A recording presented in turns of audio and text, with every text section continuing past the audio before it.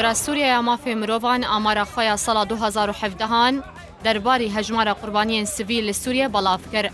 دیده جیان جدستانا 10,204 کسین سیویل بلگه کریه.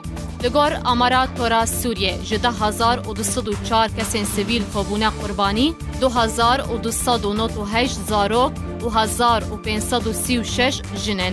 و اوجیل سردسته چکدارن رژیم اسد و میلیسین ایرانی و هیزن روسی و چکدارن پیاده و گروپین اسلامی تروریست و گروپین چکدارن اپوزیسیون و هیزن هفمانی ناو دولتی و هن آلیندن هاتنه کشتن.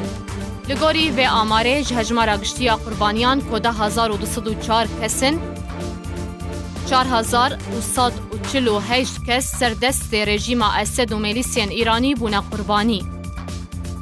1,759 سردست هیزن هفمانی ناو دولتی 1,446 سردست گروپین تروریست و اوجی رخصنا داعش و دسته تحریر الشام 1,436 کس سردست هیزن روسیه بونه قربانی 913 کس سردست هن آلیندن کناناسن 316 کس سردست پیاده بونه قربانی و 186 کسیندن سردست گروپین اپوزیسیونین چکدار بونه قربانی.